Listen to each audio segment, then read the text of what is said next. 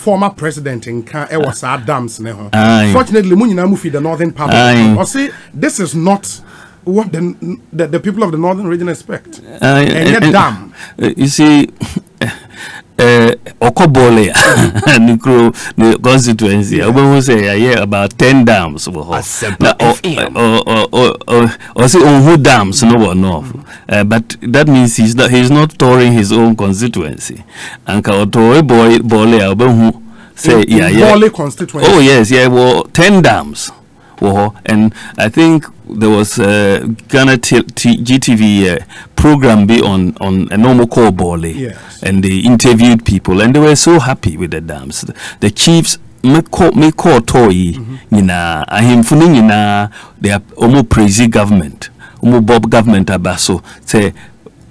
But dams boaomo yemfa mombra. We say dams is part of a three-pronged strategy in terms of water availability for farmers. You were three-pronged strategy, First one, one village, one dam. And then you see dams across, at the moment, you see 10 per constituency. So small dams for cattle, for washing, for use in different things, building, and for irrigation. One dam can irrigate 5 hectares. So if you take the 500 and so dams we are doing, that's over 12,000 hectares, right? Ghana Hengina, the irrigable public land that we have is 12,980 hectares. The whole of Ghana. The whole Ghana. Yes. The one village, one dam, if you add the irrigable land they can irrigate, it's about amount that exists currently. So it's not small. The second strategy in Nayawano is to rehabilitate dams like Tono, Via, Bontanga, and so on. Said the medium scale dams, which we are doing. Tono has gotten its first rehabilitation in 40 years. And we visited Tono just recently. So you have that second phase. Then the big one is the Prologue Dam. Prologue Dam, not the Prologue Multi-Purpose Dam. And it will be the largest investment in northern Ghana since independence. Almost $1 billion is going in there. We're doing flood control. Ever control the Bagri Dam flooding every year. Yeah, but no, Mako cut a sword. But we've not seen work commence. Work has commenced, but they were waiting to do the earthworks. Water na aban me call recently. So I'm so na air tunnel. Just because there were floods there, and to do the earthworks, machines no contractors no almost was site but they want the water to obey.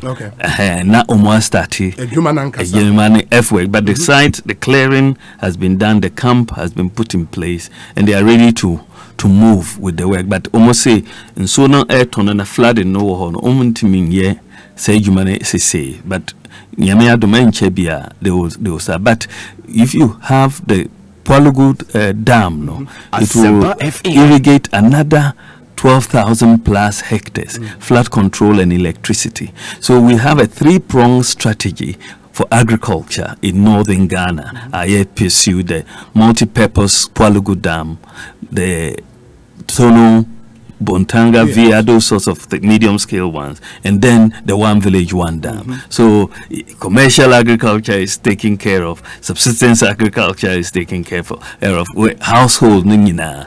So is part of a strategy. Unfortunately, your mama doesn't understand it. On Timomo strategy, clearly. Even in his own constituency, he doesn't appreciate the 10 dams that have been done. He doesn't even know they exist. I think, he's clearly, if he says he hasn't seen any, that means he doesn't know they exist in his own backyard. But if I am like John Mahama, maybe I'm in some village be in any of the northern regions. Na me be see on sa promise na mo yen eto aba mamo. And I recall say time I promise ne buy, Dr. Mustafa Hamid made the point say so mo calculation in the 3 northern regions then na bear 5,000 plus villages. Yes. You know, it is one of these villages. Now in 4 years, minimum who dam because out of 5,000, that's a more less than 500.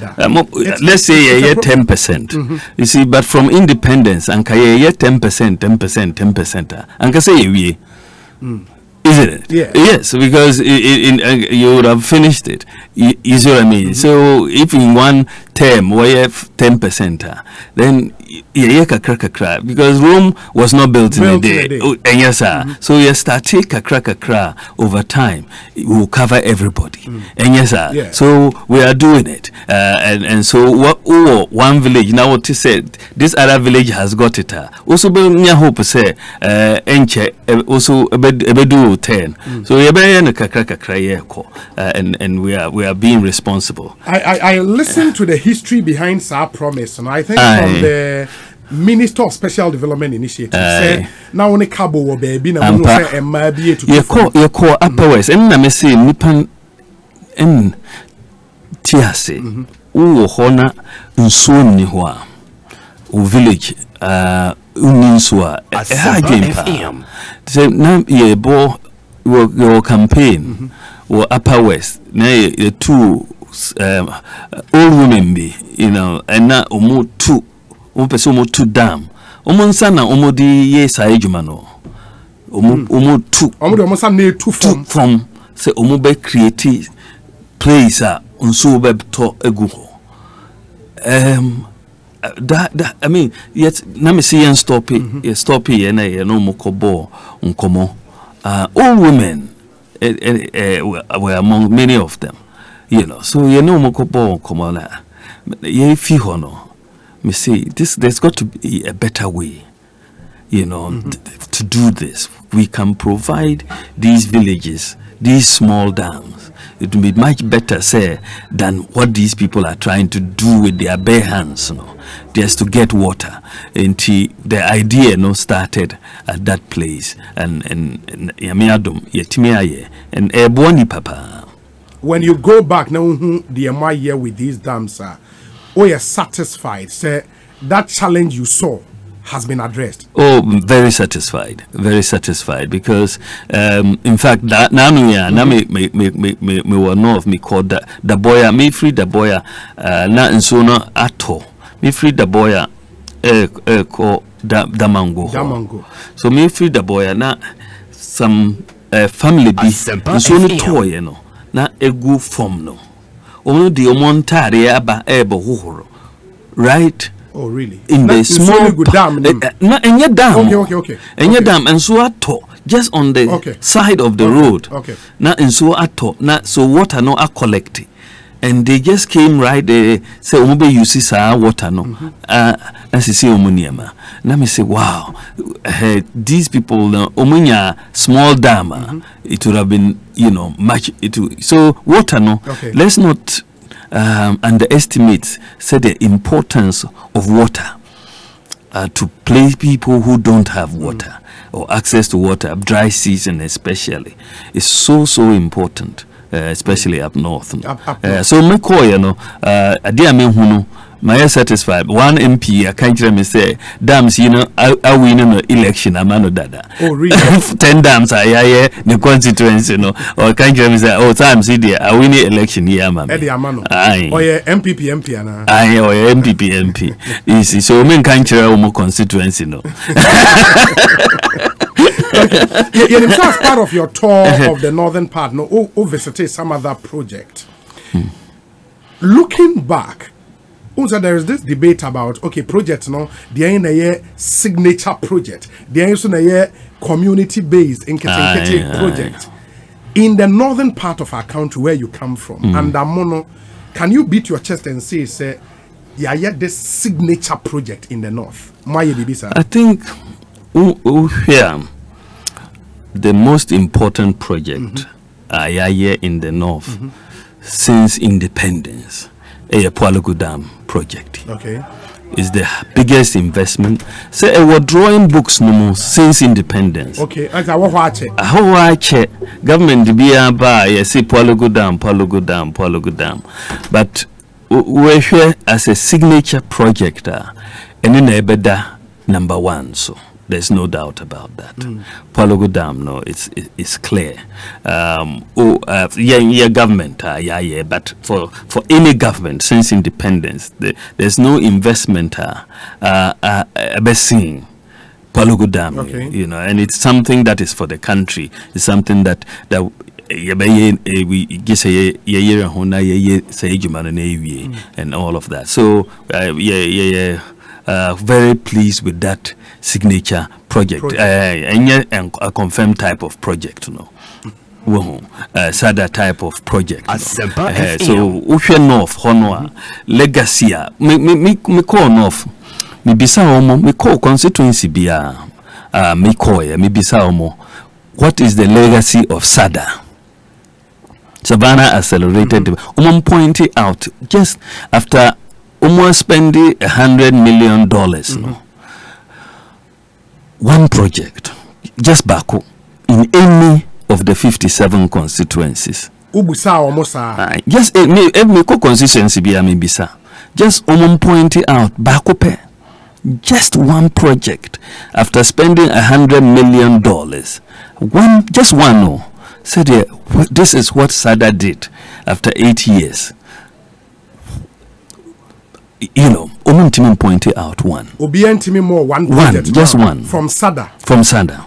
And unsu any there is none. Also, I confirm no more to Burkina. Trees no emushie. So only one. Just one. The whole of the 57 regions. 57 constituencies. Just one signature project. One, even not signature. One project. One project. Usha said the Northern Development Authority by there is no constituency, none. Aubeko in the 5 northern regions are signature project or project. The same Middle Belt Development Authority say yamfa only the northern development, the middle belt, any coastal.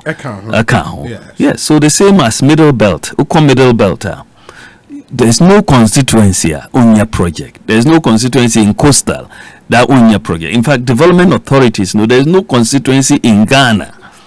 And on your project. Whoa. It's very, very amazing. And that is a major difference Obi between yen and in terms of infrastructure provision na adia NDC because many constituencies in 8 years omunhu adia MPP NDC 8 years uko Gonja Nofa uko Zabzugo uko Tatalea they struggle to find the projects in 8 years. But there would be some communities and then so they will tell you yes, but you can of course it's possible. Okay. But you can say districts. I'm talking about districts. Or constituencies. Okay. There's no constituency now that you can there's none that can say Omuhu project or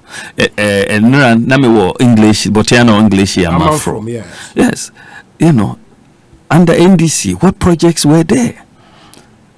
Any under MPP, they can show you many projects under MPP. And it's a simple thing. So that is where you see the impact of development at the district level, at the constituency level. Green book assem. You know, so we ask people, say, there are so many constituencies and districts. I went to Banda the other day. And that is a problem. But it is this same project and more critics akase. These are not what you call project. These are, for example, one-seater toilet. Those are not projects you should be boasting about.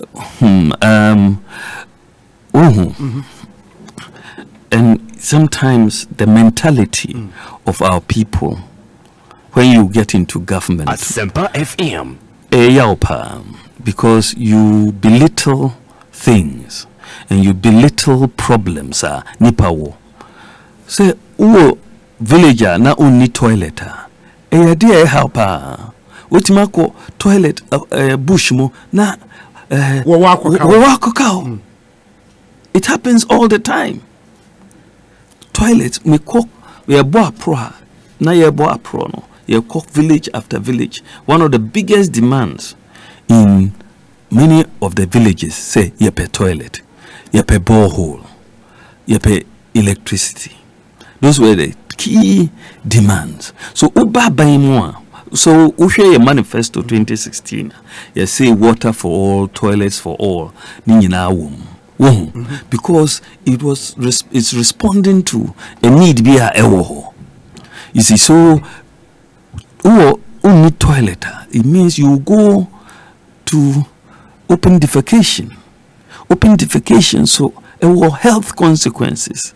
In the 8 years of the MDC government, the number of communities that are almost open defecation free was about 440 communities. Right? 440 communities. In 4 years under MPP, 4,700 communities have been declared open defecation free. Just look at it. 8 years, 440. 4 years, 4,700 communities have been declared open defecation free because you are investing in sanitation. You're investing in all these toilet facilities across to be able to get that declaration that you're doing. And these are very important. These projects cannot be belittled. We are doing the big projects, by the way. And yet, say, we are not doing the big projects, the interchanges. We are doing more interchanges in the first term than any government in the history of this country. In our first term, we've started. You've heard the narratives around those interchanges, that these are projects you inherited. And which one? For example, the Tema Motorway Interchange project. Well, no, it was an inherited project. It wasn't an inherited project. No. How can you, Obi, wait there, it doesn't make sense. We negotiated the Tema Motorway interchange project. We took it effort from the previous government. Well, I think that they were looking to the World Bank to get some money for a flyover in Tema. It isn't the same project. We went to Japan. We got the negotiation. We came to Parliament, passed the thing, and I cut the sword, by the way, for Tema interchange. So it is there. Of course. Obechibilamte. It was negotiated and started this year. Yes, I think this year that we started Obechibilamte. Yes, and it is ongoing. Tamale interchanges, part of the Sino-Hydro facility. I think the Pokwasi was negotiated before we actually came into office, but we started this construction started, I think, when we came into office. I think it was negotiated just before we left office, but we have continued with the project, and it is coming to fruition. And Takrady, I just cut the Takrady PTC interchange. Sordono, the Nungwa is also going to come along. So we have started a lot of these major projects, and so. And to be clear, Your Excellency, for the Tema Motorway interchange, you can say exclusively this government's project. Well, at the end of the day, we believe that it is our project. Of course, there was a flyover that NDC wanted to do, and my understanding is that they were doing this with the World Bank. But this is, I think, a grant facility from Japan. Right, and the Minister for Roads and Highways went to Japan and actually negotiated it and came back. We took it to Parliament, passed it, and I went and cut the sword for the project to start, and it has started. So I don't know what other claims other people will have, but at the end of the day, it is for Ghana anyway. It's for Ghana, of course. So people can claim whatever they want, but it is for Ghana. Negotiations. Well, as far as I am aware, that is the case. That we completed the negotiations. We took it to Parliament. We got it passed in Parliament, completed the commercial transaction, and cut. I don't think I cut the sword for that one. But we cut the sword for it, and it started in our term. So you can exclusively claim credit for that. Pokuase, you admit, say no. Pokuase was an AFDB finance project that was, I think, completed in terms of the negotiations were completed before we came into power. There's no doubt about that in my mind that it was the negotiations for that was completed. But we have done. Yeah. And Takrady PTC, I know a Sino-Hydro project. That's right. They are both Sino-Hydro projects. Okay. And the last time I called Tamale, you visited the interchange. Mikoye. It's going very well. Tamale, I call very well. I think it's 40% plus complete. 40%. Yeah, plus complete, and it's coming very well. It's going to be a major. Again, it's a signature thing in the north that we have done. It's the first interchange five northern regions. It's just like first interchange in western region, PTC interchange. So we are bringing major things, and so. It will go forward. The morning show host on Joy recently echo Pualugu because of floods near Kosovo, and on some of the guys are now Juma on the Prologue Multi-Purpose Dam and they made the point. I think I may share a report on Joy News.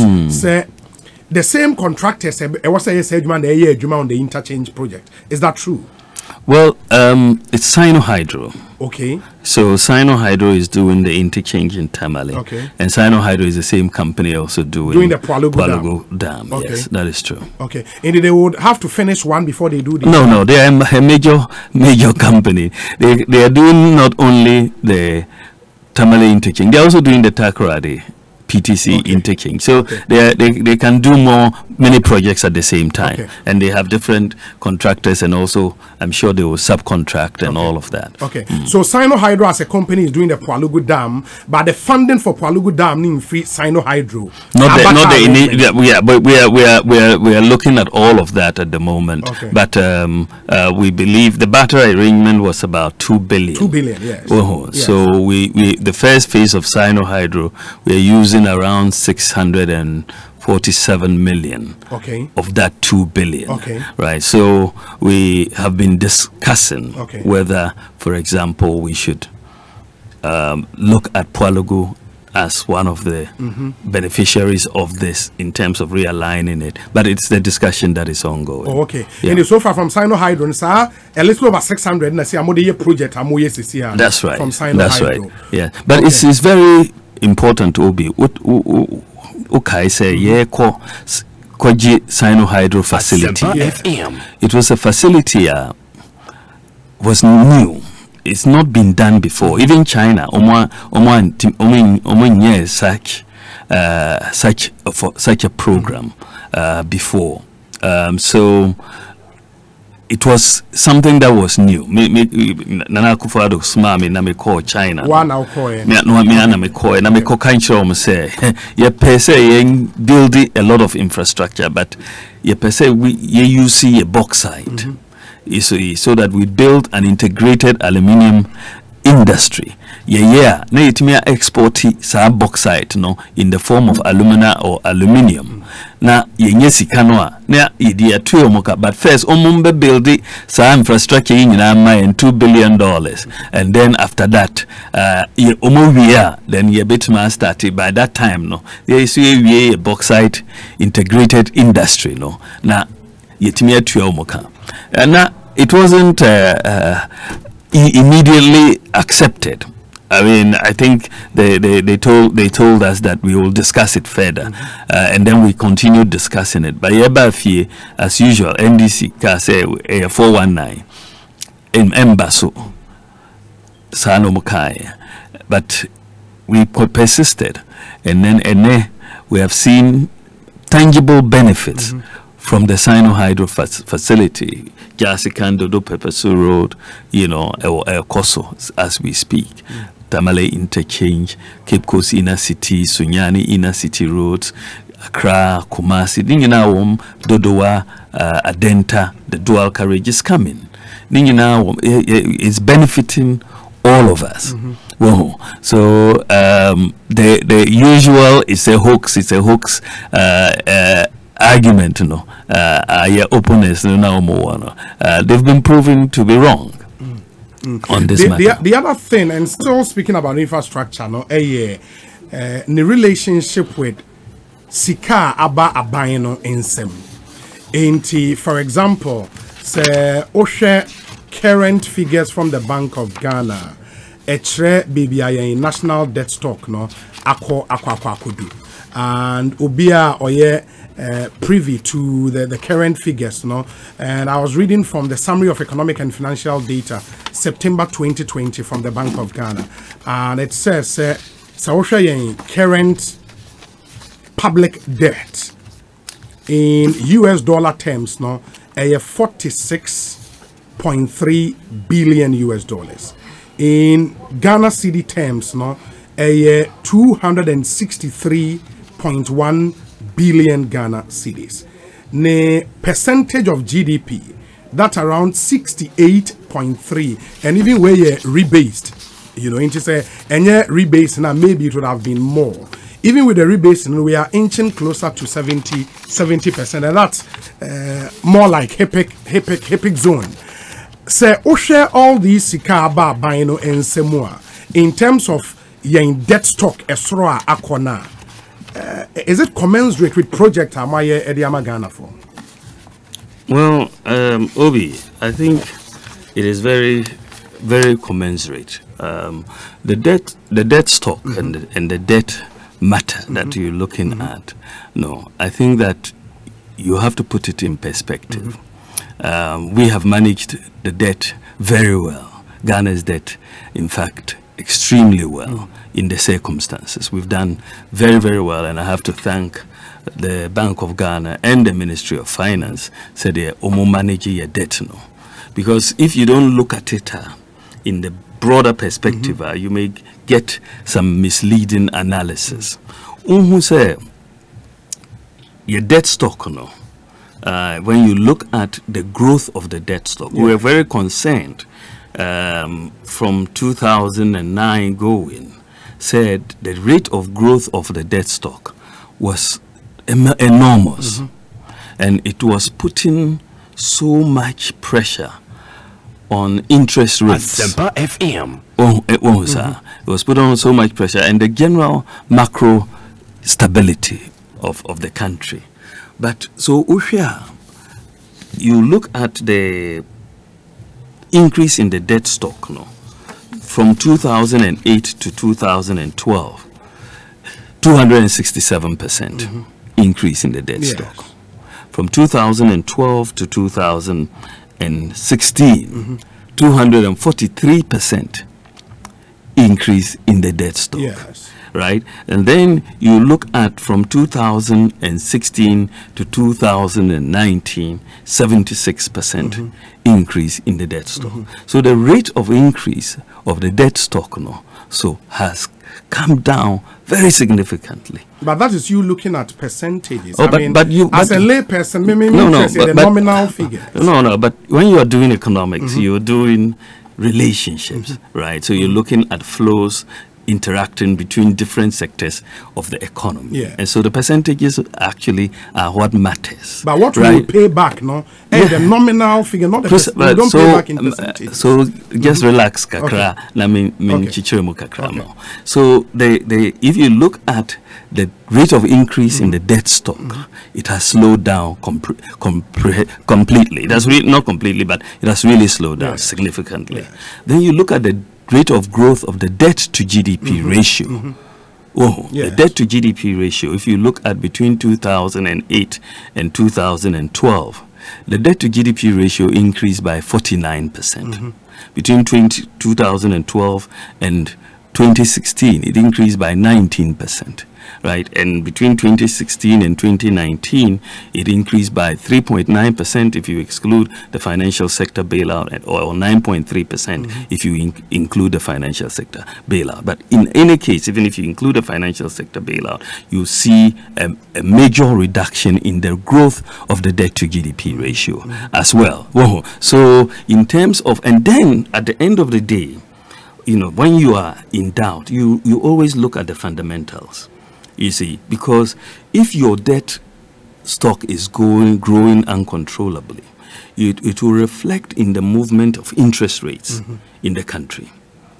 Isn't that the case? Yes. So what has been happening during the period of the NDC, right, when they were increasing the debt stock by this rate, you saw interest rates going up. You see, you saw the exchange rate depreciation taking place. You saw inflation going up, right?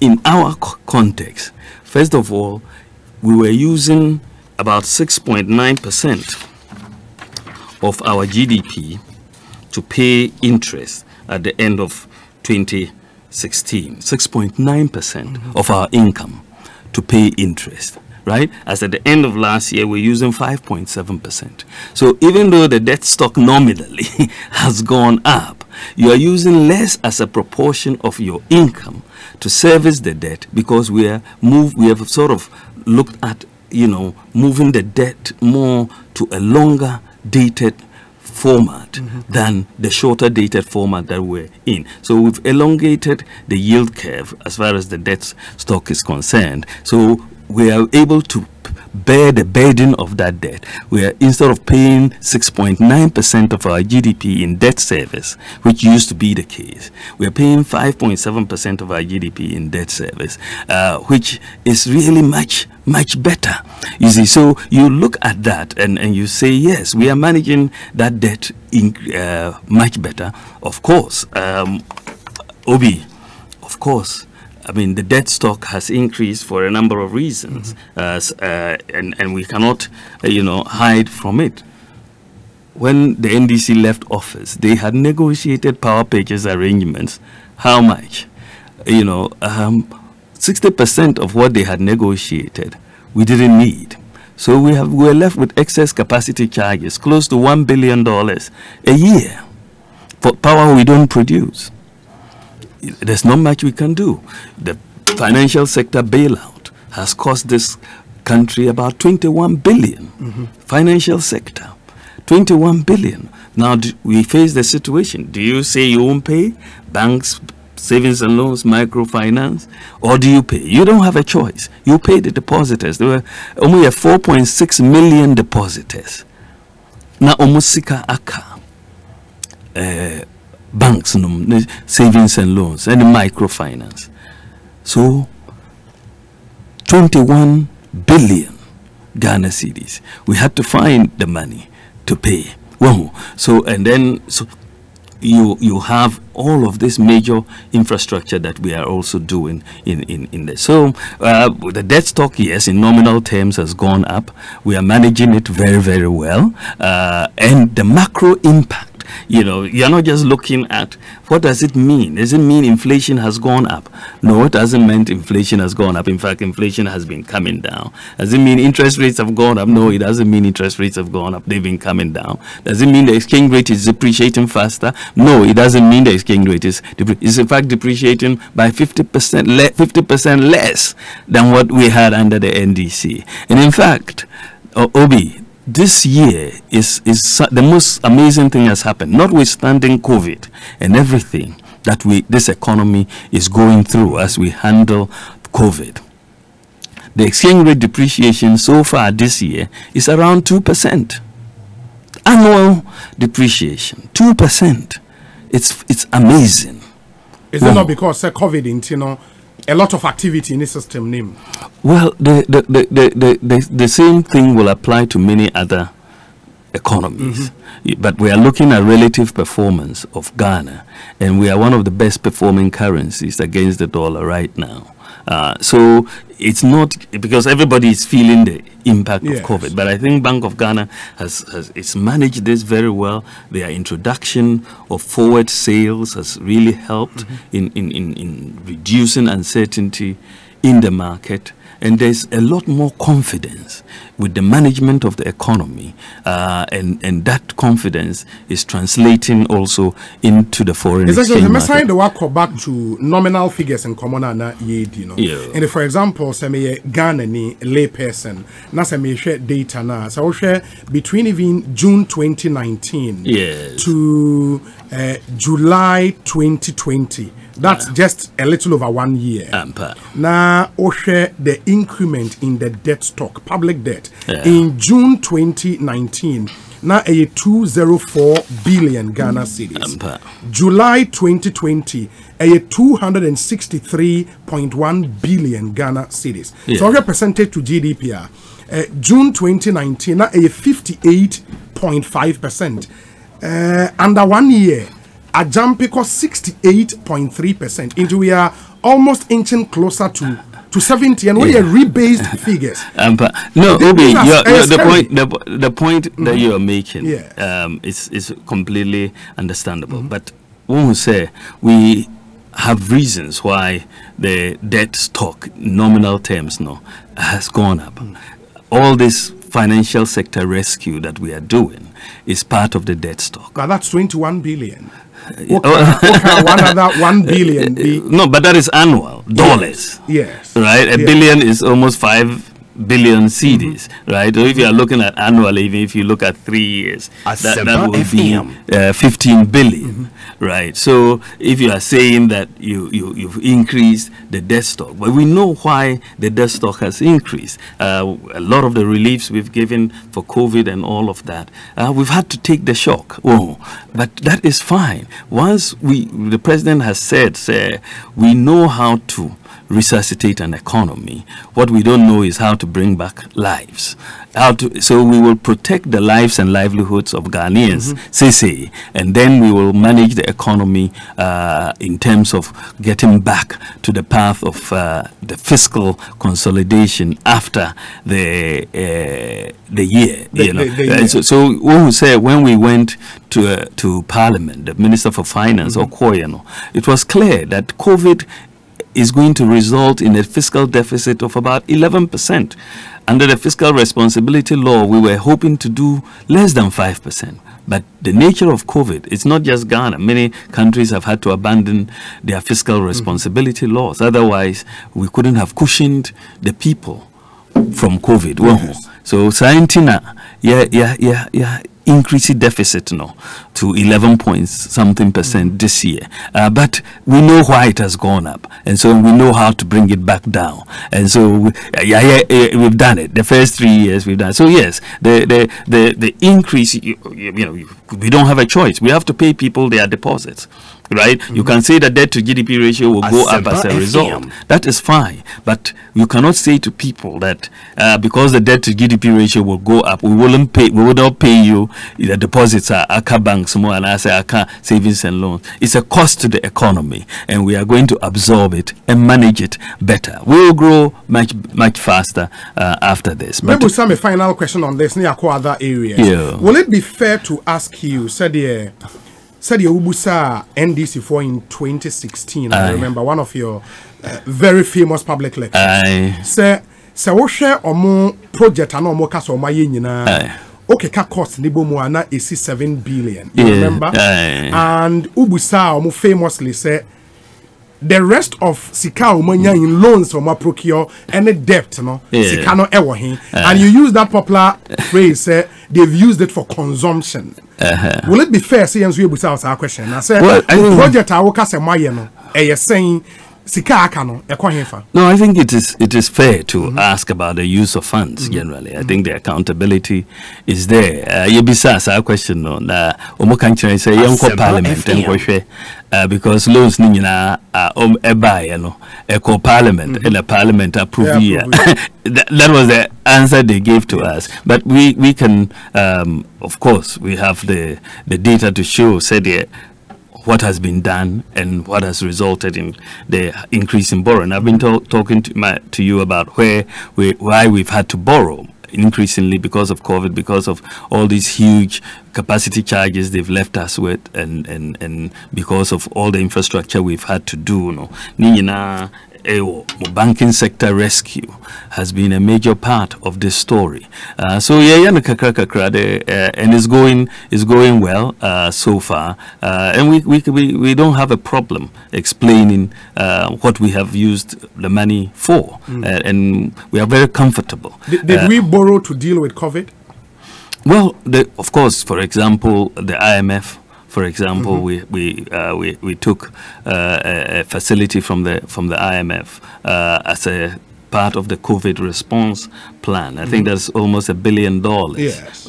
So yeah, it's part of it. But you want to look for resources when you have this major shock in your economy, a global pandemic, and you need the resources to fund the cushioning that you are doing, because at the same time you need to protect the people. Your revenues have come down, growth has come down, and so you borrow to take care of the gap, and then you know that is a temporary situation, yes. And then by next year, God willing, you are out of this, and you get back to the trajectory of fiscal consolidation that you were on. But I'm very, very optimistic about the future of this country. We've had to protect the people. We have protected the people.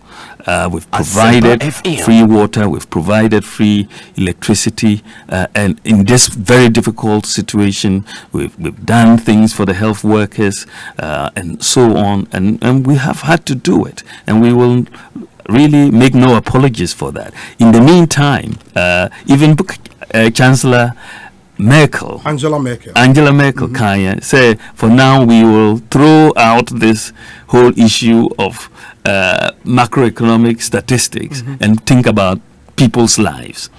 Even Germany, Germany, the most strict fiscal managers of any economy in the world. That's Germany. They said for way the infant in China, nipa asitinamo, and make sure we can save the jobs and save livelihoods and save lives. And sana, but in terms of COVID management, who say Ghana is being touted as one of the best managers of COVID in the world.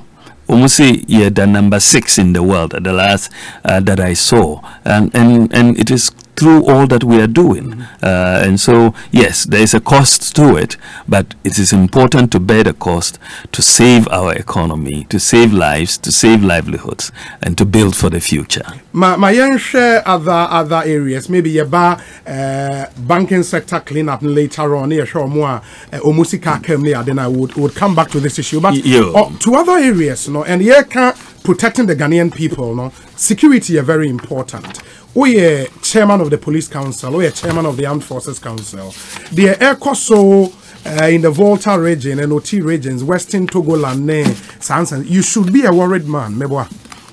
I think, Obi, the Ekoso war on this criminal behavior in the Volta region. I think all Ghanaians should be worried. And all Ghanaians should be worried because we are a very peaceful nation. In fact, the most peaceful nation in West Africa on the Global Peace Index. And we've been independent since 1957. And generally, Ghana has not been a place where you would find these sorts of issues coming up. Whoa. But recently, you've heard people talking about, say, Ghana is not truly Ghana, and we should. Obi. Oh, Ebi Kasa. Say we should, and I want to understand where they are. That's why I think this gets criminal, because the history doesn't support Ansema Omokano, because Yeko independence. There was a plebiscite to this for the people of the then Western Togo. Say Omobe decided whether they want to join Ghana or not. The people included people in Ho, I think the Pando area, Buem, Krachi, Gonja, Mamprusi, Dagomba. No more, yeah. Omotusa plebiscite, no. I think that was 1956. And once that finished, there was a majority in favor of joining Ghana. And in the legislature, no, there was a discussion as to what type of Ghana are we going to have, a unitary Ghana or a federalist Ghana? I think at that time Nkrumah favored a unitary Ghana. The NLM at that time favored a federalist Ghana. But the debate took place in Parliament and the vote took place, and we opted for a unitary Ghana. So at that time, the boundaries of Ghana were determined. In fact, most of the southern voter was not part of the plebiscite. Most part of the Anlos and all of that, they were not part. They were all in the Gold Coast. So the area today, we see Western Togolanda, it must be a figment in your imagination. It does not exist. The Mamprusis are part of Ghana. They have not expressed any interest in going in anywhere. The Gonjas are part of Ghana. They have not expressed any interest in going anywhere. The Oti people are part of Ghana. They have not expressed any interest of going anywhere. So where is this figment of Western Togoland? Where is it? Is it suspicion? Is it Ho? Oh, yes, suspicion. Okay. Is it Ho? Or some people in Ho, or some people in Pando or Peve. Where so you just want to carve out Ho out of Ghana or Peve out of Ghana and make it a country, because it's a figment of the because there's no legal basis for those sorts of claims, for those demands. Yeah, there's no legal basis. So Usha is criminal. And so Ghana must come together. We are one country. This is not a political party matter. We are one country. We are different peoples in one country. And the land of Ghana is determined. There's no issue about losing 1 inch of the land of Ghana, across. It's already determined. So there is a clear situation that we have, and some criminals are trying to misrepresent history and engage in criminal activity. And so what you are seeing, the attacks you're seeing, are nothing but criminal activity. And from that point of view, all of us should be worried, and we should do everything, and we will do everything that we can to security analyst Biaka said this is a failure. The leadership of this country have failed to protect the Ghanaian people as far as this issue is concerned. Well, I think that, from where I sit, I know that the security agencies are doing a lot. It's not everything that we can say on air. Okay. But I am very confident and comfortable with the work and the reports that the security agencies have. In fact, they foiled things that could have been worse already. And we cannot, it's not everything that we can come out can say, but but we need to support them more. Reactive, no, it's not all. Of course, if somebody plans to attack a bus and you are not aware of it, you don't get the intelligence in time. Before you know it, they've attacked the bus. But I think there's been some good intelligence work taking place, and we've seen some work. We're going to have to even double and triple the effort, but we've invested a lot in the security services since we came into office, and they've done quite a bit, both the police and the army, in terms of vehicles, in terms of ammunition, in terms of conditions of service, and so morale generally is very high. We've invested in a lot of intelligence equipment and so on, and so we're going to have to do more, because it's a live situation that we are dealing with now on a minute-by-minute basis, and they are deploying the resources as we speak into these areas. So we're going to continue to do well, and I know that the directions of the president are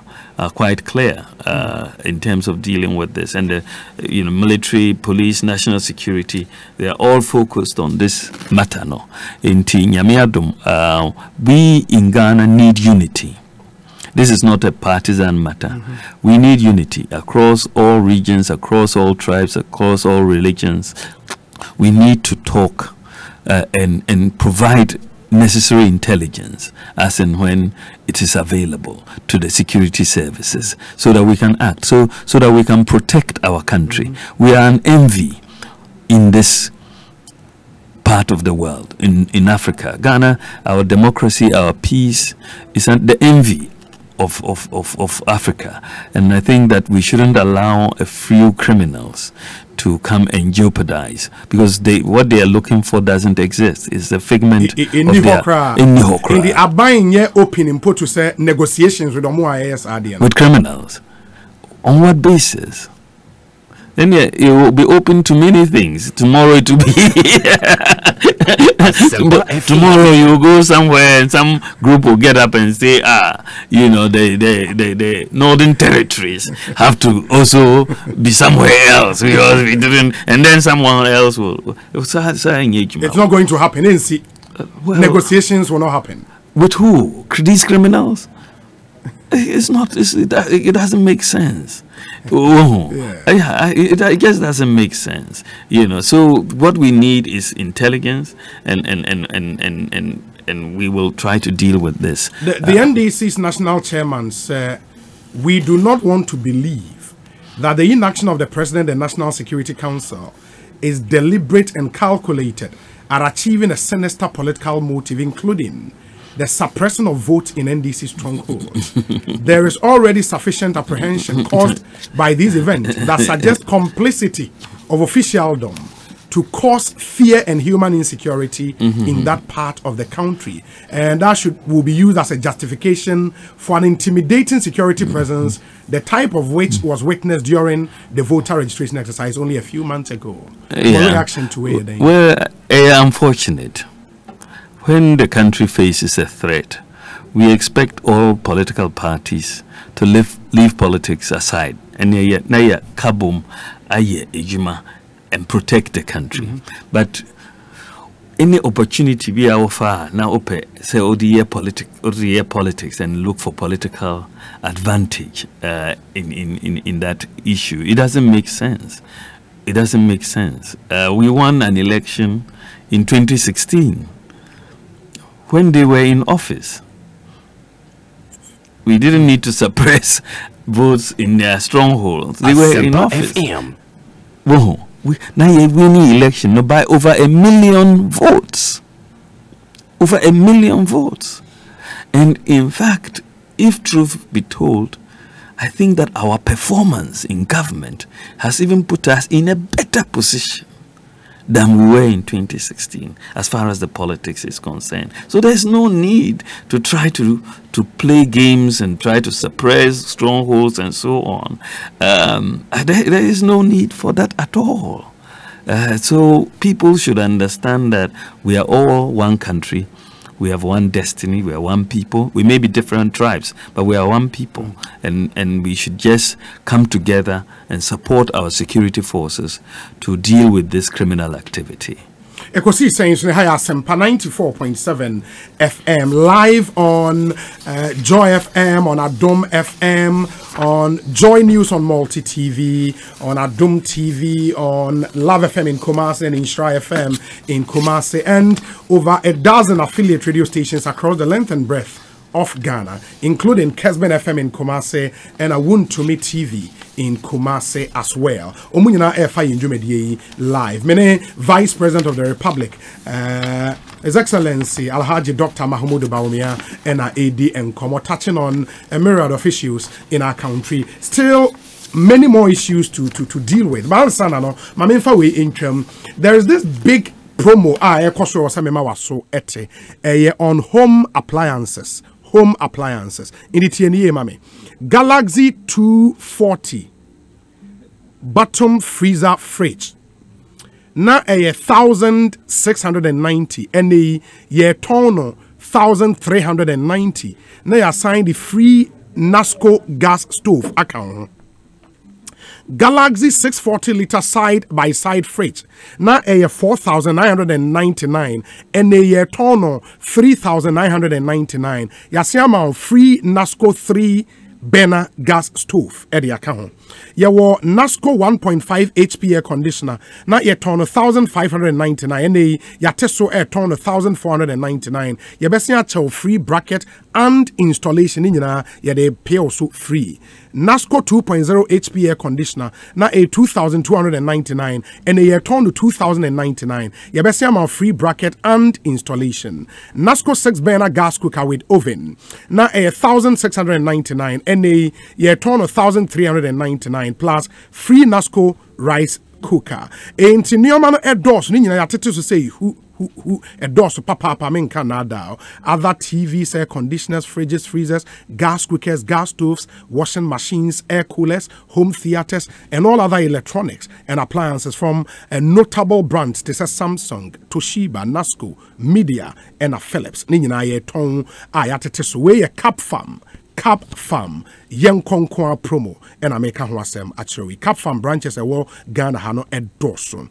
Accra Central, ground floor of Minaba House, and Achimotan, so Old Station traffic light, Dakuman Junction off the Kaneshi Odoko Highway near MTN, Kaswa Brigade, your branch or Legon opposite UPSA, Nungwa Lennox House opposite Brigade Washington Bay, Okoyare Fanso Ghana flag, your branch, Tema Community 4, ground floor of the Bakadis building, Kumasi opposite Kofrum Magazine, off the airport roundabout Kofrum Road, Takrade so Yebeng Bank of Ghana, Ewo Takrade Fre. Cap Farm Ewo 0500 000 105 0500 000 105 and a 0500 000 106. Frey na only in incomo na ye new man na take advantage na promo yi etwemu a ansha na waso ayeshe. Ostek Properties so ye promotion na a promotional land ye ton promotional land for sale 6,000 Ghana cedis per plot. 6,000 Ghana cedis per plot. Nidi wetimi ato susu kakrenya 6,000 ye amount 6,000 Ghana cedis per plot. Ewo Esutuare Junction, Ostek Properties, ewo Nsase. The following locations as well: Dodoa, Shai Hills, Doyomu, Afienya, Ayikuma, Dowenya, Chopoli, and airport. When you buy a land at Ostek Properties, you are guaranteed 200 blocks and 10 bags of cement for free. Amazing, isn't it? In the amount 200 blocks and 10 bags of cement for free. You want a dime and so a year ton, you been so rent. In the only Ostek Properties in Incomo 0240 933 748 0240 933 748 and a 0244 684 069 0244 684 069. Ostek Properties ye Dodoa opposite Dodoa Fire Service. Eho ena ye office ewo Ostek or say ye Nsase Rura. In the channel so my na only one in the enkomo yemra back in studio na yen twa yen common so Vice President ewo ha Your Excellency ye kwa share and because we are Muslim and in him say a lot of Muslims live in Azongo communities. And in say one area we are very passionate about. Muteki over as Abain. What's that record for Azongos and inner cities and they will be timmy boldly across on sign to Abamamu. Oh, me that's it. And Obi ye buy, you know.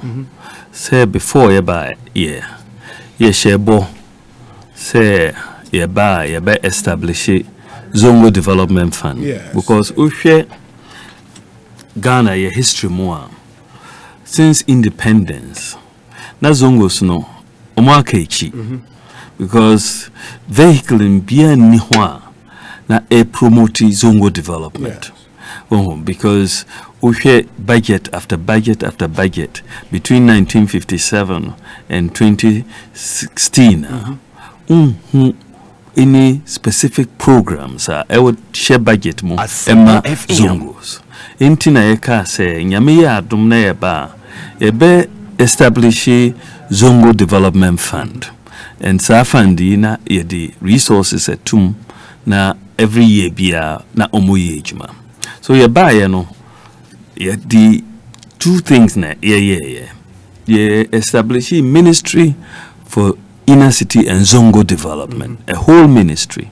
Na Abubakar Boniface Sadiq na oye first one na Mustafa Hamid abaye the second minister or the ministry. So there is a focus on the welfare of the Zongos because a whole ministry with a budget is in charge of Zongo and inner city development. And then beyond that, you establish a Zongo Development Fund.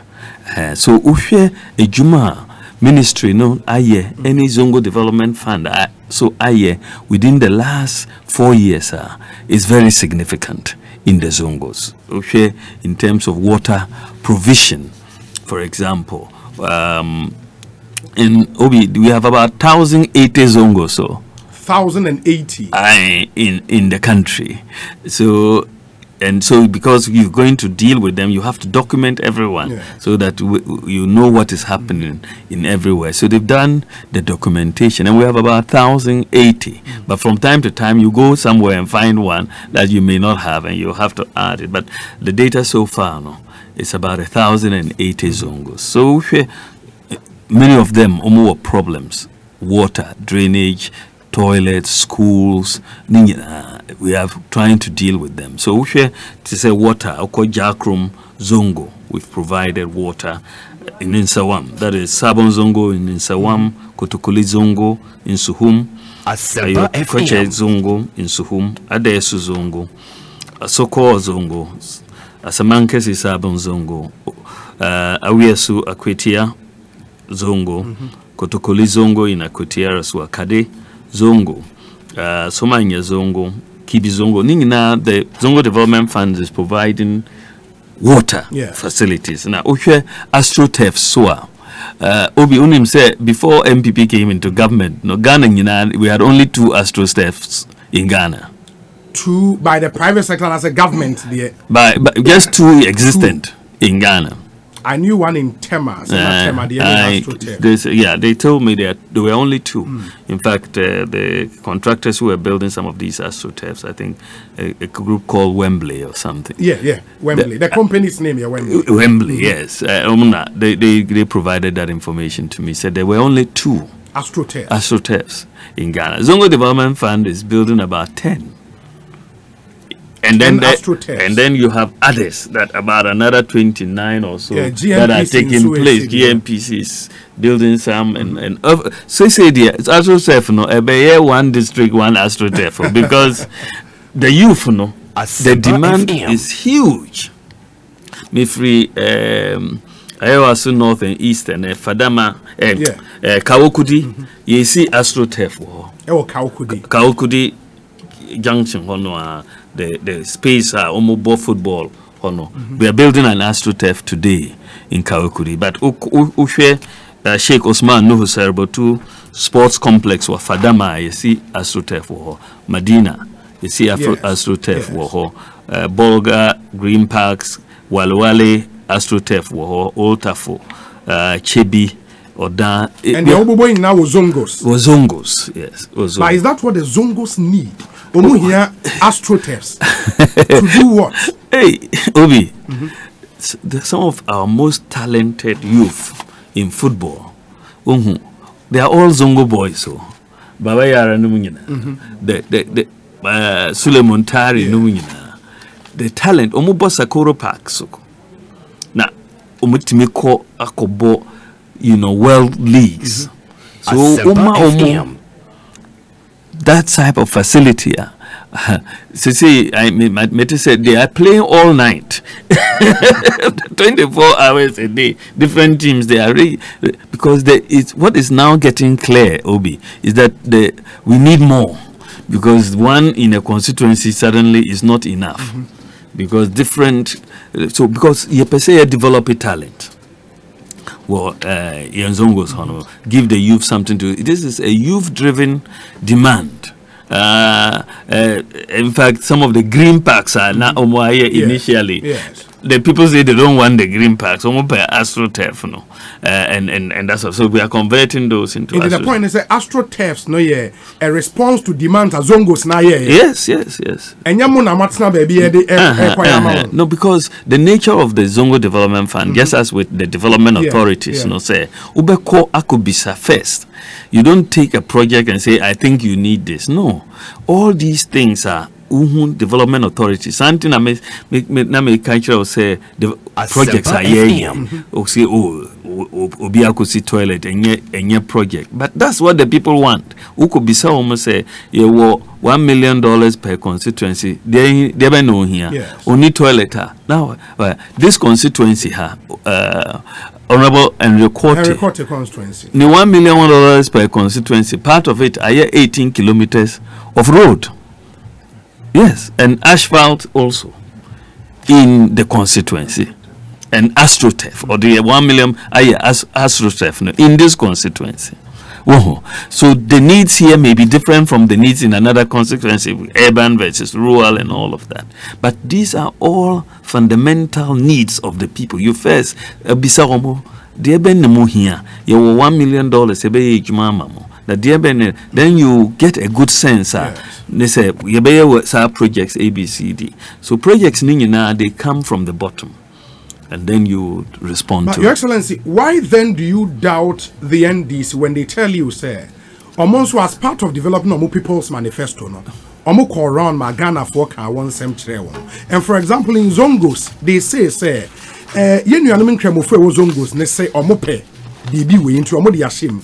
Facilitate the establishment of mosques in accordance with Islamic customs and practices and collaborate with the Ministry of Health to set up focal teams responsible for procedures that are compliant with Islamic customs and practices at all state mosques. You are a Muslim yourself. Bibi when in your well, Zongos were there here, but mortuaries are not the most important priority. Well, and this is when this issue came out, Ashanti Regional Chief Imam, many imams are omokasa. That is not our priority. Per se, we are building for each region a model senior high school for the Zongo communities.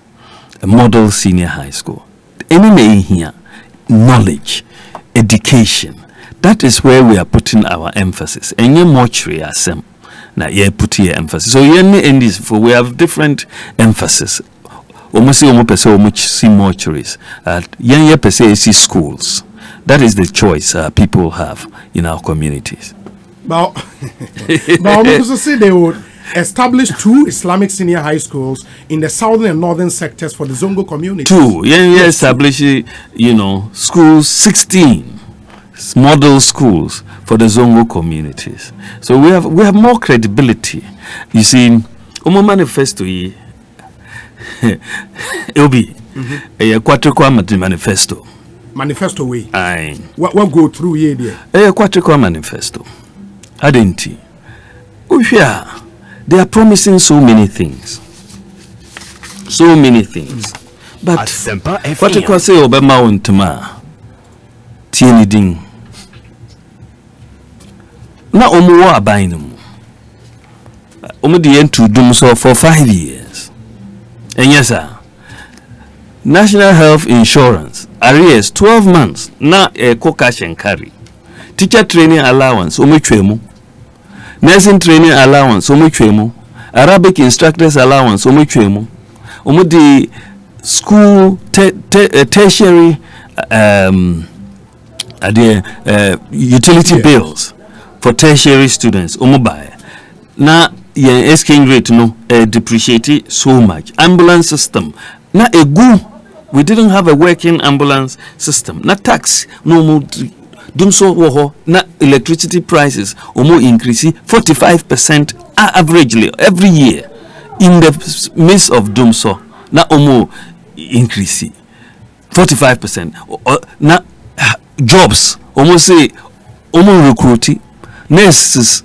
4 years, no motifie, no recruitment because of the mismanagement of the economy.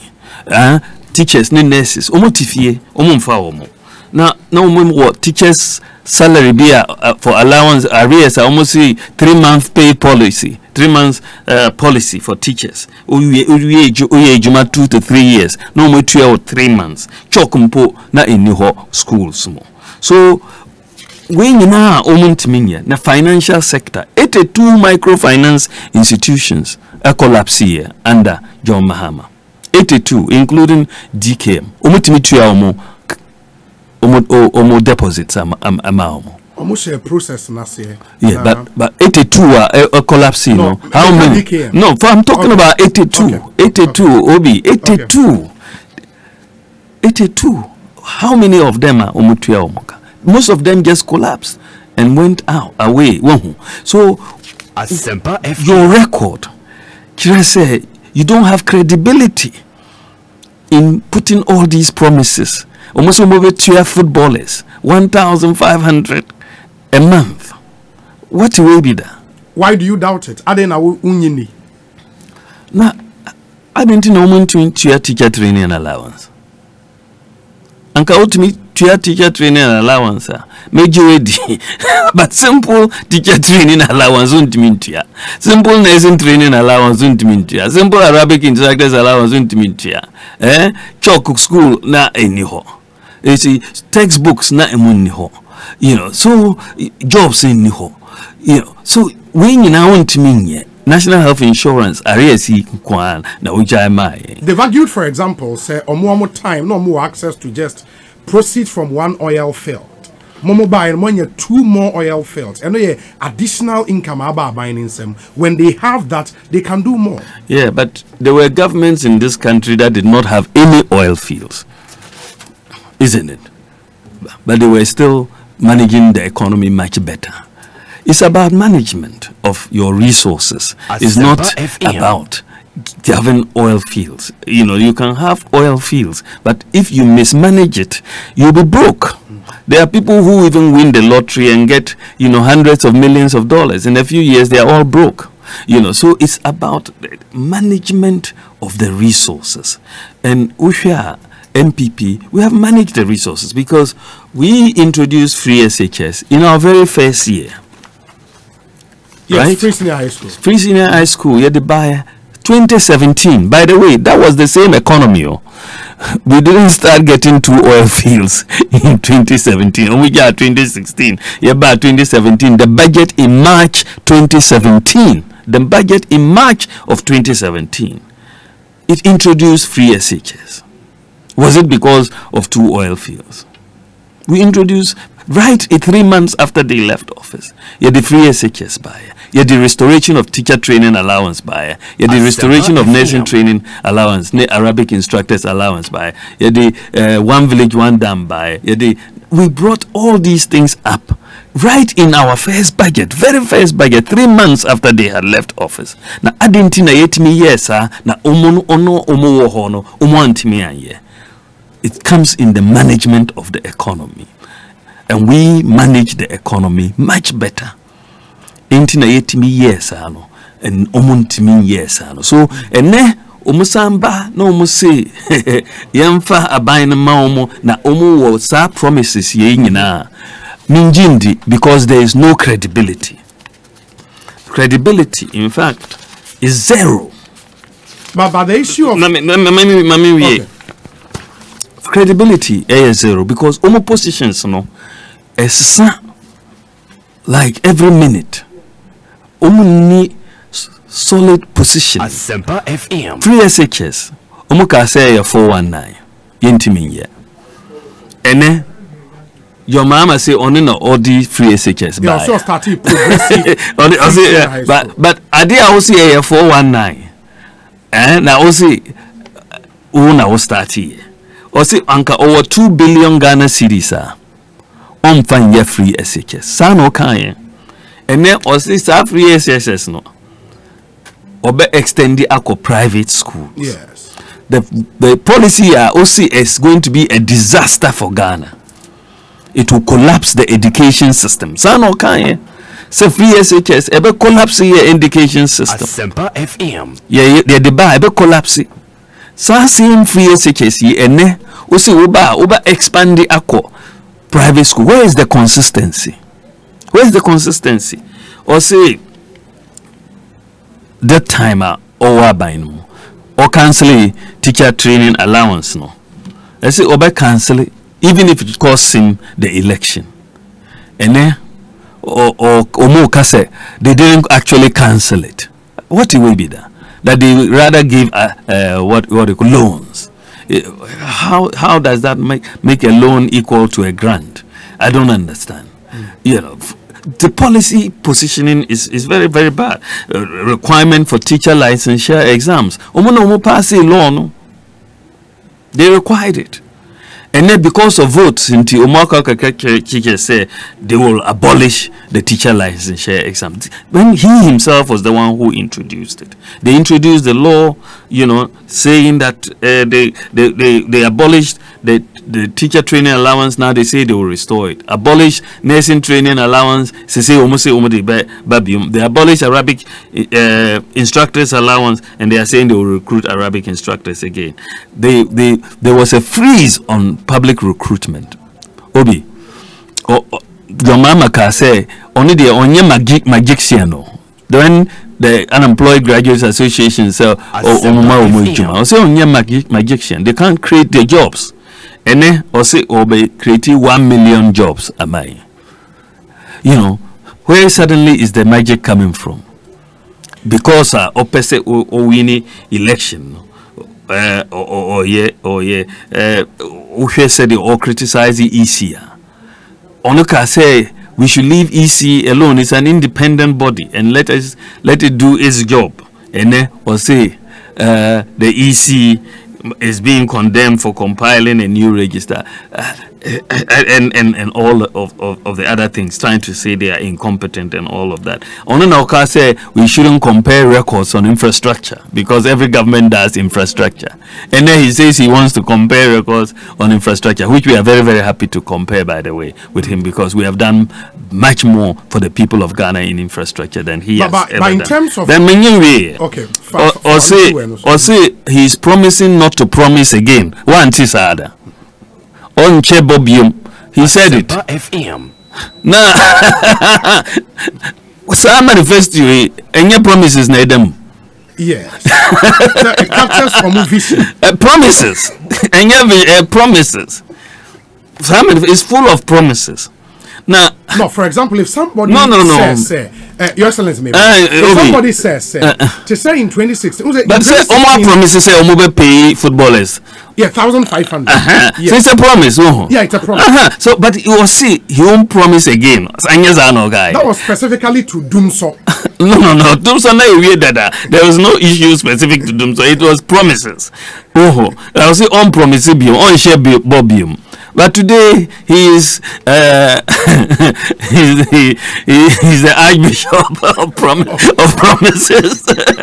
Your Excellency, the question now ending amidst the manifesto promises it's a quatrequa manifesto now omodia ato form because quatrequa manifesto and no from everything in this document completely. No, but because the point will be, Your Excellency, my name is a question very important. In 2016, you sold a vision to the Ghanaian people. That's right, with promises. With some promises. Ghana will be a doubt some of the promises you were making. Yeah. And mu take time to explain to get the buy-in from Ghanaians. Yeah. And another party says, Onoba or be launching a $10 billion big push. Through that, we creating 1 million jobs. Yeah, 10 billion. Yeah, of course. Now, yes. You couldn't pay 70 million Ghana cedis. It's not as new quantity. Obi. 8 years. Simple 70 million Ghana cedis for teacher training allowance. Right now, they are promising us to bring 10 billion Ghana cedis for a big push. Yeah, the big push. For the big push, right? 10 billion Ghana cedis. Now, 10 billion US dollars. 10 billion. Now, say we have to be paying. Now, Hope City. What is Hope City da? Yeah, meti Hope City. Hope City no almost $10 billion US dollars. Yes. Almost building Hope City. Yes. Do you still have hope for Hope City? But Hope City no say it has gone with the wind. So yeti will be there. Yeti will be that. They don't have the credibility. If it is somebody who has delivered in government, onim said the obi na me wo hin mika story be say oye obana bema bawaroa na wentimi hwe o ma na ahokyere wo homo kom di momentimi ontimi tua school fees hospital bills ninyi na ontimi wajana akoware bema foforo na bema no ohwe pa na ombanko school omunye adwuma dua no wo ho omuko school na okunu foforo isi sa awasamba se beware no bi na meanwhile utna ho kama adentina obe jai okunu ye akọ sabema no o see this time there me ejuma obe believe no no we dey I am na me say sabema na okunu foforo no oba no o the new manifesto na eba na untie no because wonim said the otie enti your mama ne NDC new manifesto yi enti na my friend Kwatrikwa manifesto no because it's not credible. Do you agree say on free SHS Ghana for be doubted say muntemenye? Yes, of course. Ghana for doubt another person. Oh yeah, because record no ho. Now me exam. Now 20% out of 100. Obana okay me say the next this thing over 90% and I'm my mark already minimum said the OTA. I would doubt you. This example, if you will believe, one of the arguments they've put across and it's in government through creative means almost finance some major infrastructural project and they name MPS. Yeah. That through a special arrangement, they were able to build that huge the point they is named T3 Terminal 3 at the Kotika International. Yeah, we so could go. I mean, of course, there are a lot of issues.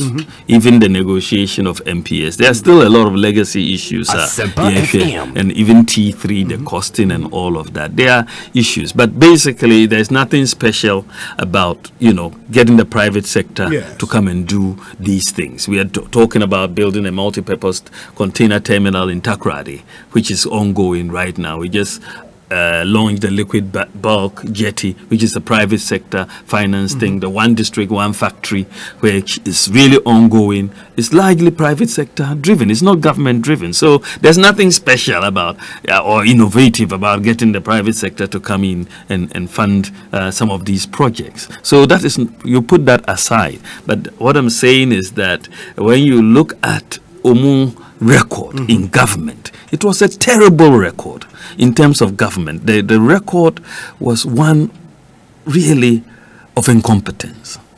Yeah, it's quite simple because they just couldn't deliver after 8 years, and you say 4 years, so it was 8 solid years. The Hope City project you talked about, not also a private investment. It was not a government project. Even the president then cut sword, and then a government project. So can you blame the government for that? No, I'm just saying that there was another promise. There was another promise of a Hope City. But if MPS is doing, you should get credit. But if Hope City doesn't happen, you shouldn't be blamed. Sana etie. Omi.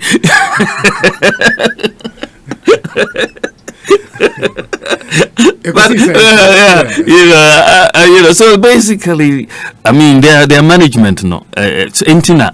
I don't have any trust in this manifesto. On the issue of credibility, and politicians in opposition, you would make promises over government, and sometimes delivering on those promises. When the reality hits you, your critics can also give instances where you also fell short of credibility as a government, I mean. And for example, they make the claims in opposition, you swore heaven and earth, you will not run a family and friends government. But in government, you are doing that. That is a credibility issue, no? Well, I think that if you look at what we are doing, I wouldn't honestly classify it as a family and friends government. Okay. We are delivering for the people and using the most competent individuals we can find to deliver for the people. And so I think that the ultimate issue that we are going to look at is what we have been able to do with the people that have been available to do it. It doesn't matter who the people are. Well, I think that you want a diversity, and we have a large diversity. So I'm quite confident and comfortable with our team. And the claims of family and friends should be thrown away. Yes. I think that everybody will have their own view about what it is. Family and friends are. But we just deal with people who are working. And that will not hurt your credibility based on the promises you made in opposition? Well, I think that is left to the judgment of the Ghanaian people, right? That, if you think that we said A and we are doing B, but what matters to the Ghanaian people is whether we are delivering an inclusive governance, right? We don't have, Nana Akufo-Addo has delivered free SHS, right? There are so many families in Ghana that are benefiting from free SHS across the country, right, that we don't know, but it is a policy that benefits everybody, right? Yes. That is what is very, very important. We have delivered one constituency, one ambulance for every constituency. That is inclusive. We have done the one village, one dam for people in the northern parts of Ghana. It's working. You've restored teacher training allowance. You've restored nursing training. You've restored Arabic instructors. You've rescued the National Health Service. You've rescued the banking system. 4.6 million depositors, right? All of these policies are benefiting people, right? So that is, for me, the inclusiveness of our government. Zongo Development Fund. You have the Zongos that used to be left aside. And this is essentially what we were saying, that so many people were being excluded from governance, from the benefits of the national cake, right? So many people were being excluded. Under Nana Addo Dankwa Akufo-Addo, so many people are being included. We are running, the data, the evidence, the policies are so clear, Obi, that we are running an inclusive government and not a government for a few people. We are running a government for everybody, right? Across, whichever way you look at it. And Obi, this is why when you look at the strategy, we said that government for the many years, and especially under the NDC, was being run for the benefit of just a few people and a few places. That's why you can go to a place like Zabzugo or Tatale and you can't see any projects that they did. Government was being run for a few people and a few places. You go to many places in the hinterlands and it's as if government doesn't exist. So we decided to pursue a new policy, an inclusive growth strategy, said that everybody will be included. And you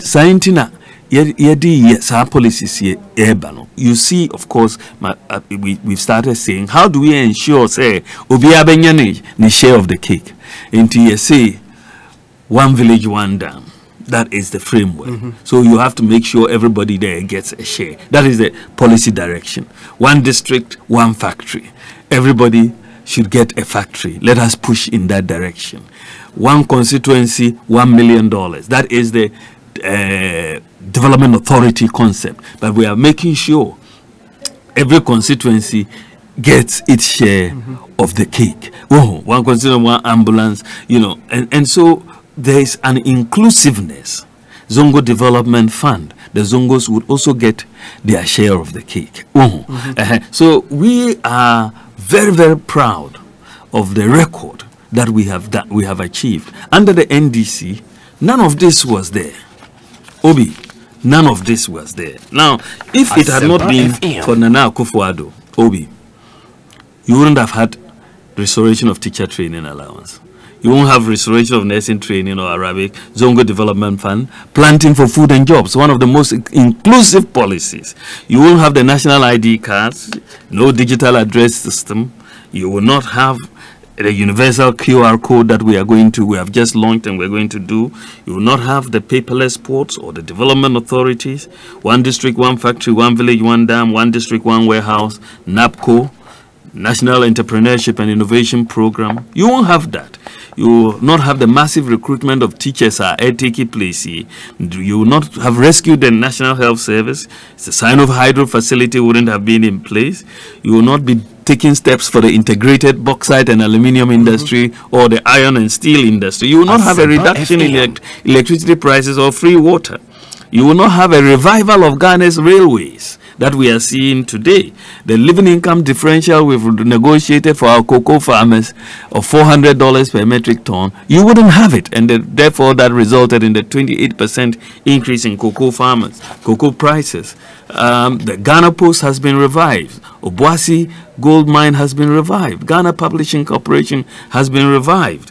We have created the 6 new regions. OT under NDC will not have created OT, will not have created Western North, will not have created the Ahafo region or Bono East region or Northeast region and so on. But so, it was in their manifesto as well, no? But it was there in 2012. Because they had the promise already.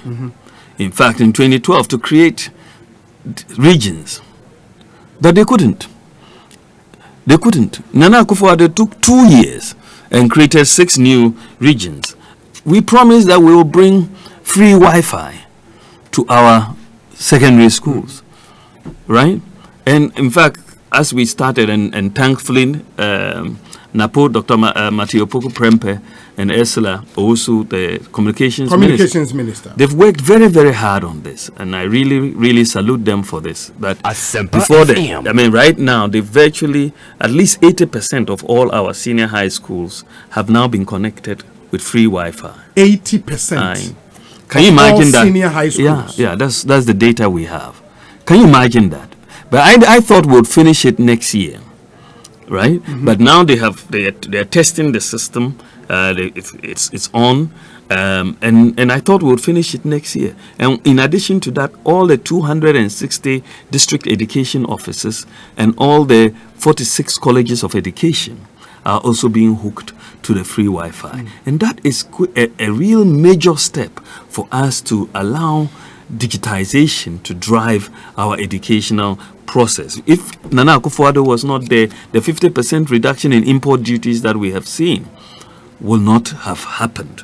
We will not have seen the doubling of the capitation grant, abolition of the BEC and WACC examination fees, the free postgraduate medical training will not have happened.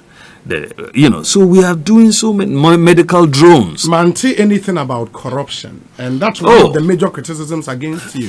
Some manifesto launch, you never mention corruption. Then maybe then maybe you didn't read the manifesto properly, Obi.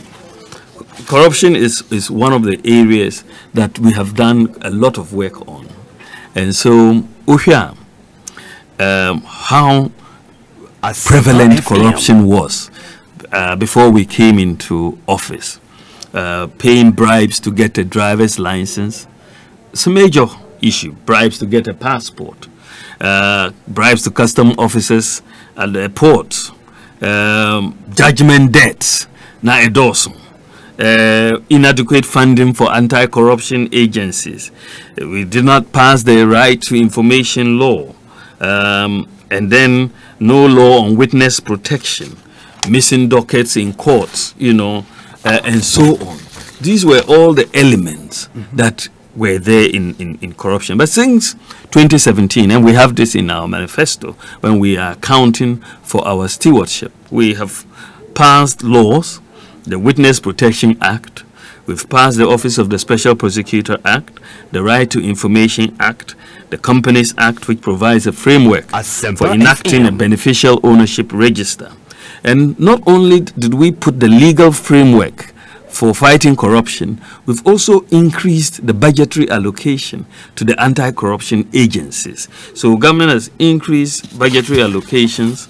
If you look at institutions such as, SHRAJ, IOCO, Office of the Attorney General, Ministry of Justice, Auditor General, and the Office of the Special Prosecutor, we've seen major increases in their operational budget. The operational budget for SHRAJ, for example, increased from 1.8 million in 2016 to 5 million in 2019 and to 12.2 million this year. And its overall budget increased from 16.8 million to 40 million.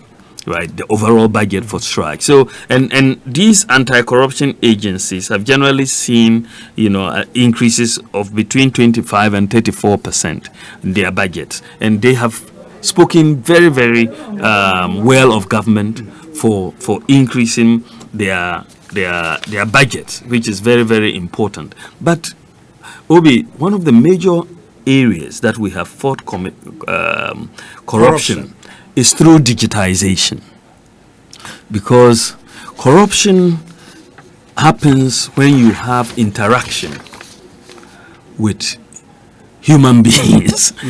You see what I mean? Yeah. So when you have interaction with human beings, and then you have processes that you have to move one file from one table or one section to another, then they demand corruption, they demand bribes. And so if you're going to get a driver's license and so on. So the digitization that we have embarked on, and Obi, I think that digitization, because full benefits necessary. No. Because Newman crystallization. Exactly. Within the next 2 years, Mijidi said 2 years here. Mijidi said we will see a crystallization of Nema and Ghana Depa, and within that, once we put weighing together, because say uko DVLA, uko driver's license, and the process is digitized. In fact, foreign minister or country minister, she was shocked. Renewing a license, and she was just shocked how efficient the process was. But say DVLA is a world-class DVLA, not just Ghana standards, world standards. I really am happy. Frank Davis and Kofi Buzia has done a major, tremendous job in transforming DVLA, the world-class standards. It has really cut out a lot of corruptions. Unfortunately for the Goro boys, digitization doesn't help them at all. So you can just do things on the phone or the computer, and then you go. Paperless port SOA. It cut out a lot of corruption.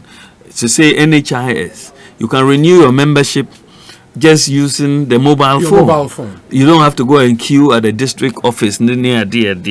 It has helped. Mobile money interoperability. So and it is going to help, and we're launching the Ghana Gov Platform, one platform where all government services, all of them, Ebafaso, one platform. ECG, say Ube creditor, you can do it by your mobile phone. In fact, we think that by November, all customers will be able to do electronic purchases of ECG.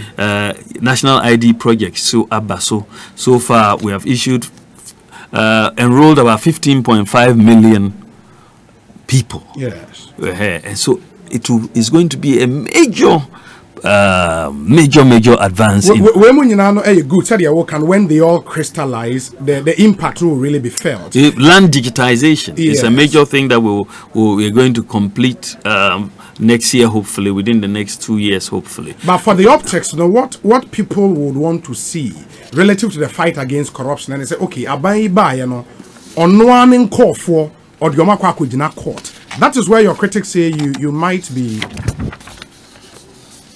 you might be really not doing well in terms of prosecuting your own. Well, I think that we are a nation of laws. I think that whenever there has been an accusation against anybody within our party, the president has always made it clear he would cause an investigation to be done. And if there is a case to be answered, you answer. People have lost their jobs within our setting for accusations that have happened and so on. So we are in terms of the legal side, we are prosecuting at least about 40 officials of the past administration. Yes, yes, but that's where the investigations have brought. Those are where the dockets have come from. So if you don't have any docket, as the Attorney General tells you, what do I do? Right. So if the dockets come, you will get the prosecutions. But docket come on moment call for now. Of course, on anybody. I mean, then this is why you have the special prosecutor, you have Shraj, you have Ioko, you have all of these bodies, not just the Attorney General alone, who can make all of these things. So these things will come together; they will work. I know all of these agencies are working, and so the law will apply to everybody, whether you are in government or you are not part of government. But at least the cases that were investigated when we came into office were the cases that were left by our predecessors.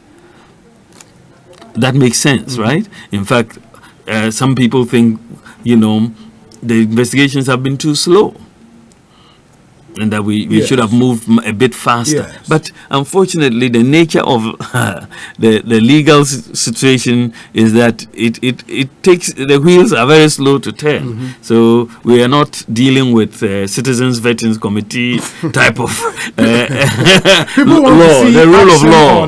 If people want more action on PDS, for example.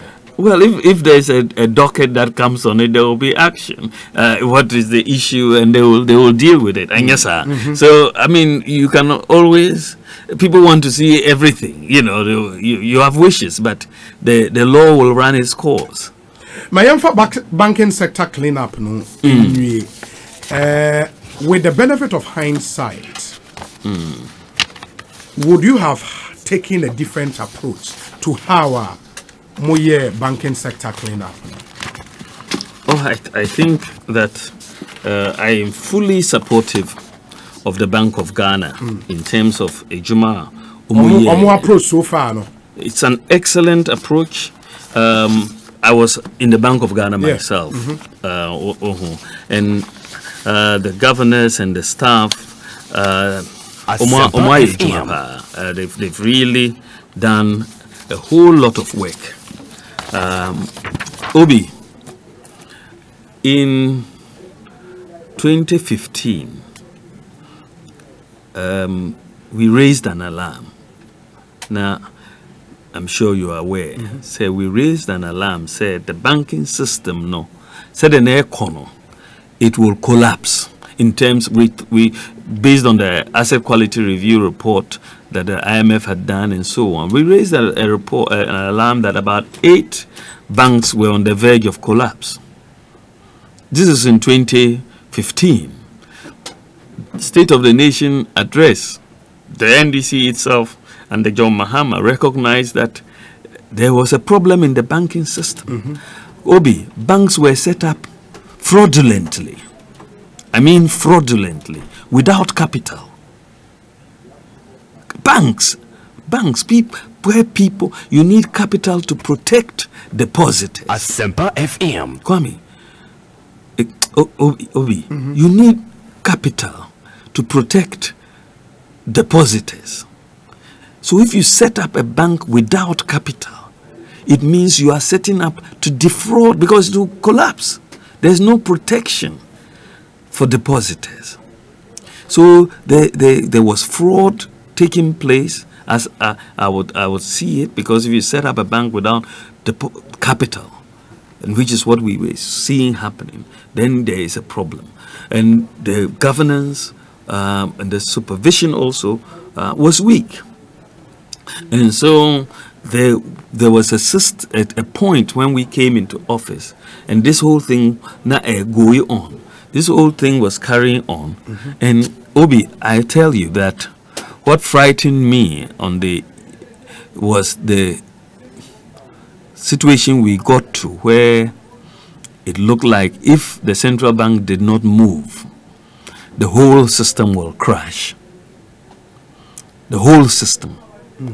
Because it only takes a couple of banks to fail in a banking system for you to have a run on all the banks. Because confidence in you. And then uti say one bank has failed and another bank so a failed. That means Obiabako bank say Okoyinisika. Then you have a loss of confidence in the banking system. And so they had to move quickly in those circumstances and shut down essentially these financial institutions that were not obeying the corporate governance in the banking sector. You see what I mean? So it was not something of pleasure. Say, for a supervisor of a bank, you want the banks to do well. If they do well, then if the banks are not doing well, I won't mean that. So they said they were giving them liquidity support to help them, major amounts of liquidity support. But instead of some of them using the liquidity support to protect their depositors, they were using liquidity support to go and set up other banks and to go and buy properties. Well, Obi, it was terrible.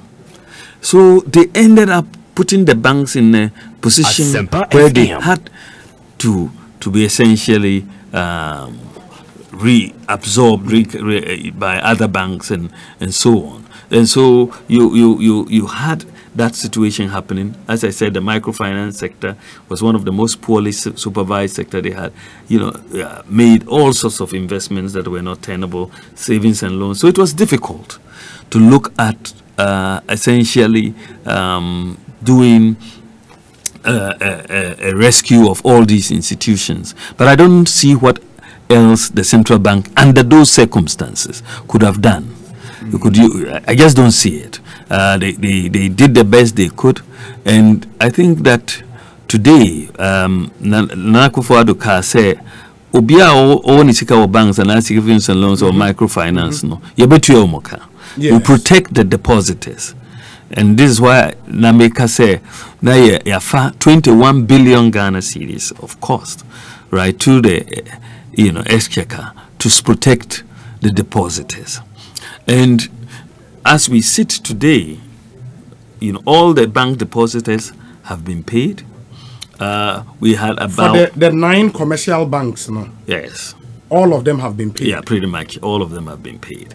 And then you have the savings and loans, and then the microfinance institutions. The depositors, their savings and loan were 296,344 depositors that have made claims. Those are about 23 savings and loans, right? So far, we have paid 300. We have paid. The claims were 300,089. We've paid 296,344. So for the savings and loans, it's only 3,745 that have not yet been paid. But these are due to related party transactions that are being investigated. But all the others have been paid. Only 3,745 have not yet been paid. Oshwe microfinance, there were claims of 165,168. And we've paid, the receiver has paid 164,995.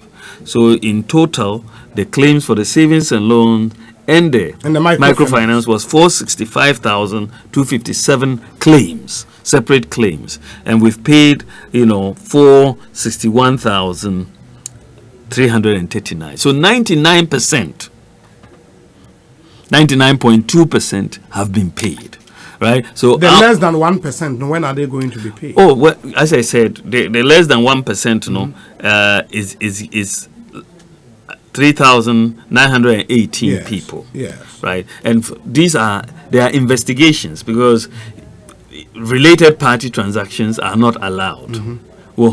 And they are part of the whole issue of wrongdoing in the process. And so once the investigations are completed, they will either be paid or not paid depending on what is found. But 99.2% have been given cash payment. More converted into bonds. Yes, because and recently you had to, of course, because go back on that. Yeah, no, it was, of course, Nana Akufo-Addo said it right in January in the State of the Nation address. So everybody, every depositor will get their every peso back. And I repeated that in February in Kumasi Town Hall, because this is what we are going to do.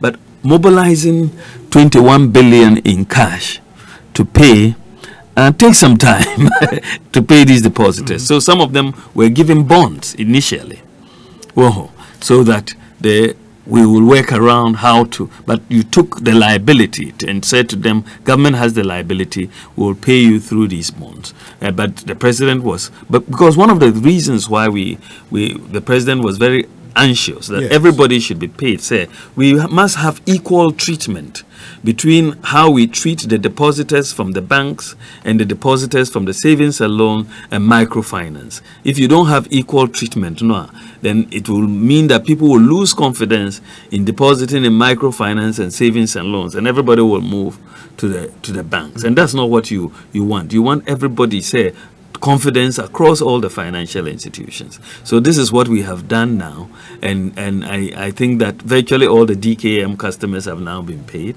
That's for DKM. All the microfinance. I'm just saying the microfinance institutions, they had claims. And now we come to the fund management companies. Yes. Yes, and I think that there's also a direction that the Minister of Finance and the Securities and Exchange Commission should look at see how to deal with. It cannot be this year. I doubt it. I think that they will be very. They are going to look. If it's this year, I'll be very happy. So that we can close the year on a clean slate for starting next year. So I hope that they could proceed and try to see how to deal with this matter next, so that we can move forward. I wish we had enough time. May producer prompt me to see us say, "Oko the northern part, our very own Seth Kwame Boateng." Oh yes. That 82-year-old woman with leprosy. Yes, Ampa. That was a touching story. Yes, it was. Seth Kwame Boateng, he's a brilliant journalist. Story on this woman in Upper West region. I was very touched. Said na otia and Diana Otimo na of the family abandoned. It was very, very sad. Enti na because say nyame ya aduma Messi dying kitwa wi amano. Yes. Na otimi atenam because the Diana Otimo no inso tokwa na ode so no. So a difficult story because many lepers me patron of the Ghana Lepers Aid. Many Father Campbell boy Juma trying to deal with help, and many other people trying to help lepers for Ghana, because leprosy stigmatization the doors nipam pese omodi omosa tache so stigmatization no doors.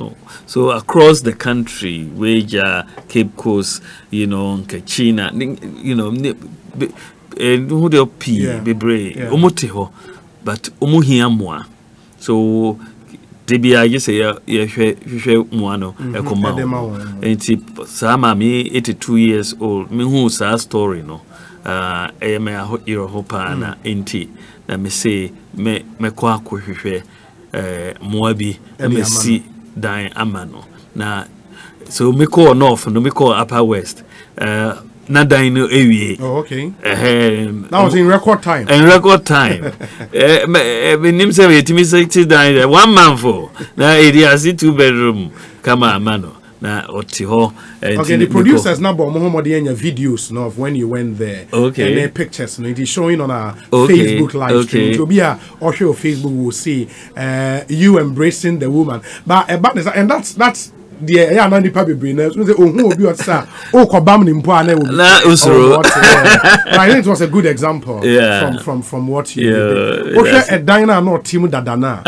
Terrible. It was terrible. Terrible. Yeah. It was really kudos to you. Thank you. That's it. Yeah. There was in February. I remember say the second lady was studio her. Oh, okay. In February. Okay. And you know have a very interesting discussion. But before we ended, okay, BBT.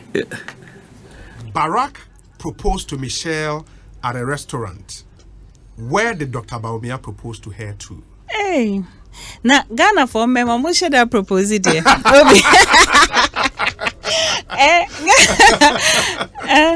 But you know, say you worry. Yeah. 16 years in here. 16 years. Yes. Wow. We've been married for 16 years by the grace of God. We met 16 years. Yes. February we are na 16. You worry 14th February 2004. Oh, 2004. Yes. I'm level 200. Any worry.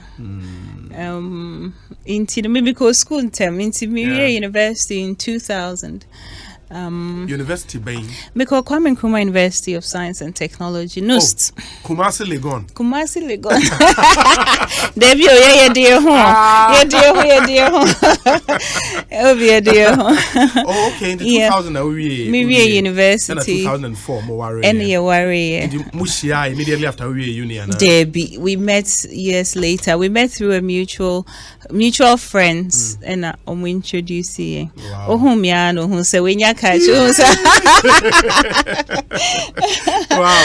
Okay, and for 16 years, and Anyamia Chemoma saying. Yeah, together we have 4 children. 4 children. Yes, 3 boys and a strong girl.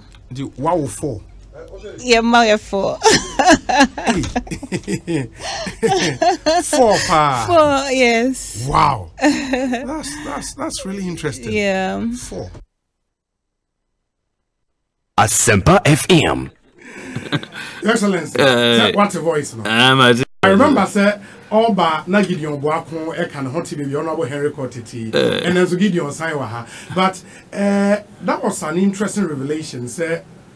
You met through a mutual friend. Uzoka said, Nagana member, the Mushada proposed it, and I said, when proposal, and Obina, hey, Obi, I said, my uncle,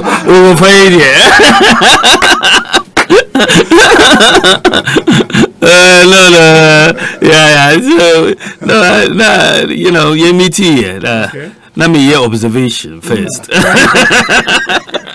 The economist in you have to observe first. Yes, let me share data points, no, I mean, analyze it,